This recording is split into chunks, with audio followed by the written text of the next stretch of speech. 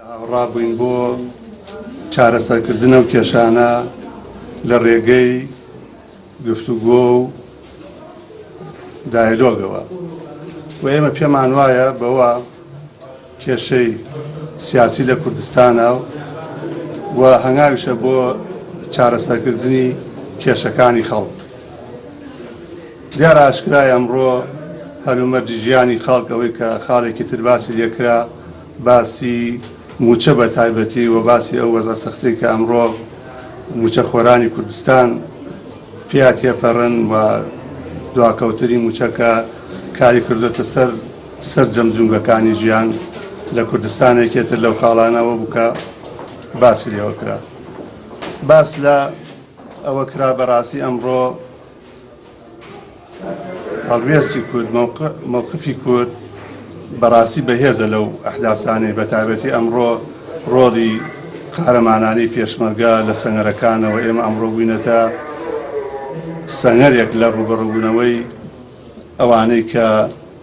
عاشقی تاریکین و دژی هەموو شتە جوانەکانی ژیانن، دژی دیموکراتیەتن و دیارە ئەمڕۆ کە ئەو بەرانەی کاوتونە لەسەر ئاسی دنیاشی لە ڕۆژئاوا و لە ڕۆژەڵاتەوە تەقدیریانێ بۆ هەوڵی ئێمە. یعنی ئێمە پێمان وایە ئەمڕۆ کورد ئەگەر بەراورد بکەیت لە 100 ساڵی ڕابردووە کورد ئەمڕۆ لەسەر ئاستی هێز توانێتی بوونی خۆی بەڕاستی ئەمڕۆ دیارە گوێتان لێبێت لە میدیای دنیاوە ئێوە خۆشتان زۆربەی شوێن چونەتە بەرەکان ئەبینن کە گیانبازی پێشمەرگە لە سەنگەرەکانە دژی ئەوان چی سەروەریەکی بۆ کردەوە کردووە. یعنی واتە ئەمڕۆ ئێمە پێمان وایە لە ڕووی هێزەوە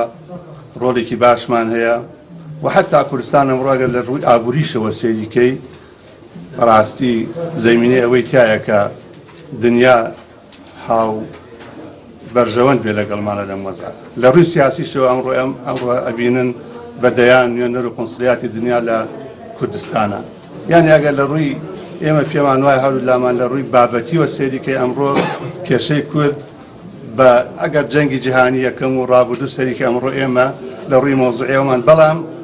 نەمان شاردۆتە هەمومان هەردوو لاشمان ناوڕێن کە ئێمە کێشەمان کێشەی ناوماڵی کووردە. یعنی ئەو وەزعی کە ئێستا لە کوردستانە بەداخەوە یعنی ئێمە پێمان وایە لە ئاستی ئەو هەلومەرجە مێژوەیە کە نییە کە ئەمڕۆ خۆتانە بینن باسەوە کرد ڕەنگە ئارای زۆرێ لەسەر وەزعی ئەمڕۆ لەسەر داهاتووی پێکاتەی سیاسی و خاڕیتەی سیاسی ناوچەکەیش. یعنی بەڕاستی ئێمە لەسەرەوە هاوڕاین کە یەکێتی نیشتیمانی کوردستان هەموو هێزە دۆستەکانی هەموو هێزەکانی کوردستان هەوڵ بدەین بۆ ئەوەی چارەسەری ئەو وەزعە بکەین کە ئەمڕۆ بەڕاستی جێگەی نیگەرانی ئەم ڕووداوانەی لە فەتەی ڕابردووە ڕوویدا بۆی بتوانین بیبینە وەکو خۆی لێ بکەین وەزعەکە چارەسەر بکەین و هەمومان بەڕاستی شان بینە بەر ئەوەی کە بتوانین هەنگاوێکی تر کێشەی ملەتەکەمان بەرەو پێشەوە بەرین. دیارە کۆبوونەوەی ئەمڕۆ لە نێوان حیزبی زەحمەتکێشانی کوردستان و یەکێتی نیشتیمانی کوردستان کۆبوونەوەیەکی دۆستانە بوو و لەو کۆبوونەوەدا کۆمەڵێک تەوەری گرنگ و پرسی جدی باسکرا کە تایبەت بە دۆخی ئەمڕۆی هەرێمی کوردستانە و ئەو گرفتانی کە ئەمڕۆ هەرێمی کوردستانی پێدا تێتەبەڕێ ئێمە وەکو حیزبی زەحمەتکێشانی کوردستان کۆمەڵێک پێشنیاری خۆمان بۆ برادرانی یەکێتی نیشتیمانی کوردستان خستووەتە ڕوو و لە ڕاستیدا برادرانی یەکێتی بە خۆشحاڵیەوە پێشنیارەکان ئێمەیان وەرگرتووە و بە مشروع خواردن و خەمخۆری بۆ دۆخی ئێستا هەرێمی کوردستان یەکێتی نیشتیمانی کوردستان دیارە هێزێکی کارایە، هێزێکی کاریگەرە و ناکرێت ڕۆڵی سیرکەر و ناوبژیوان ببینێ نێوان لایەنەکانە بەڵکو ڕۆڵی یەکلاییکەرەوەی هەیە. ئێمە پێمان وایە ئەو دۆخی ئەمڕۆ هەرێمی کوردستانی تێکەوتووە پێویستە لایەنە سیاسیەکان بە گفتوگۆ بە دانیشتن بە کۆبوونەواتی بەردەوام بتوان بگەنە حەلێکی جدی بۆ تێپەڕاندنی ئەو وەزعی ئەمڕۆ لە کوردستان دروست بوو. لە ڕاستیدا پێشنیاری زەحمەتکێشان ئەوە بوو کە